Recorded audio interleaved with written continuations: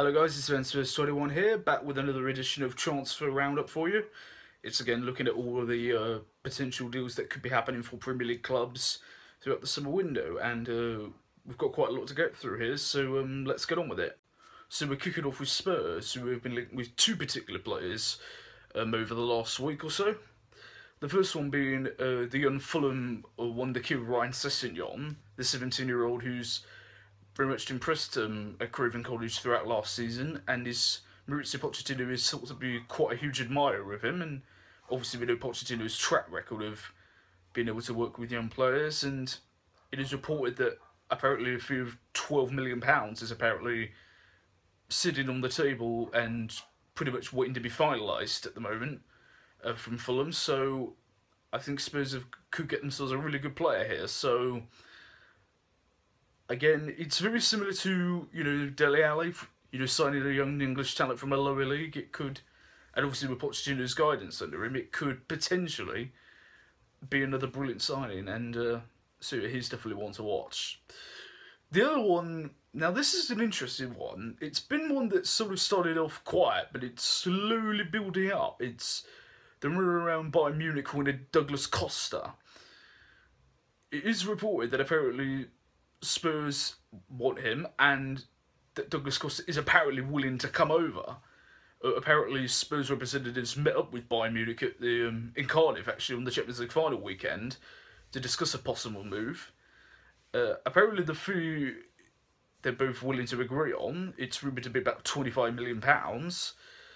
The only possible sticking point, obviously, would be the wages that Costa would want. But it is apparently Daniel Levy is prepared to pay Costa whatever he wants, within reason, to be able to get him.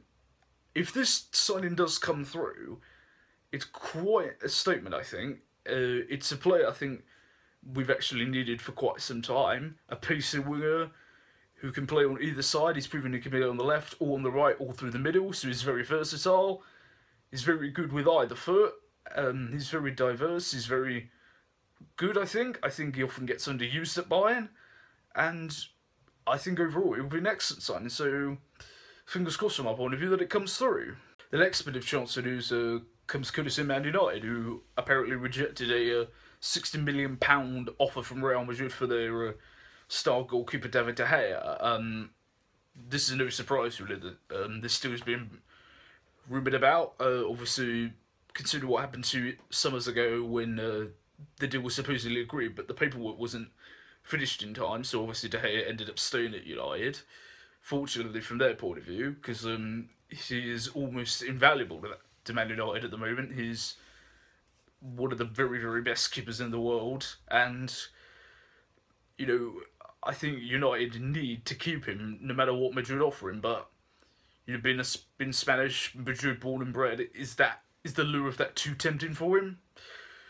We'll have to wait and see on it, but I expect this is probably going to go on and on through the summer again. The next big transfer story is that Liverpool are apparently closing in on the signing of Roma winner Mohamed Salah for a reported club record £35 million.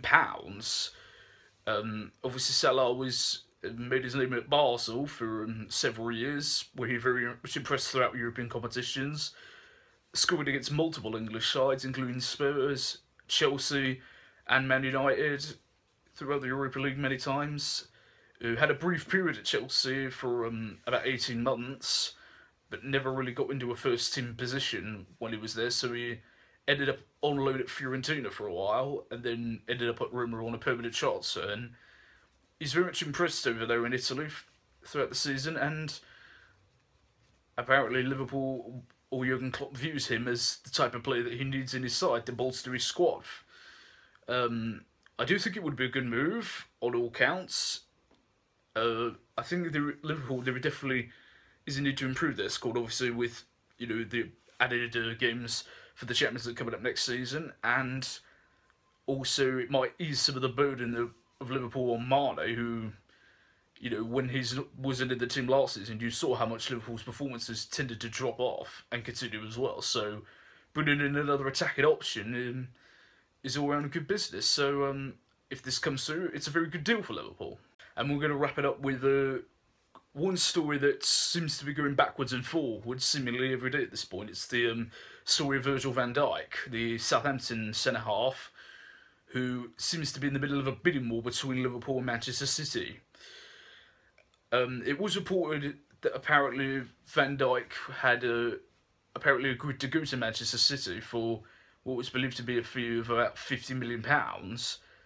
However, over the last 24 hours, it's reported that Liverpool have not really matched Manchester City's bid, but apparently Liverpool is the club Van Dijk would prefer to go to. I can view that as Van Dijk himself feeling that he's probably more likely to get a regular start at Liverpool, and of the two clubs, Liverpool definitely need a centre-half, certainly more than Manchester City do, and I think Van Dijk feels that probably that's his best chance, so if the player's will is strong enough, it might just convince Liverpool to break the bank in order to get him. So it's quite an interesting little development there. So don't forget to keep a check on that. That's it for this episode of Transfer Roundup. If you have any thoughts on any transfer dealings, leave them down in the comment section below. Follow all my social media links as well. They will be down in the description. And also don't forget to like, share and subscribe if you are new around here. Thanks very much for watching, guys. I've been Ben Spurs 21. And I'll see you soon.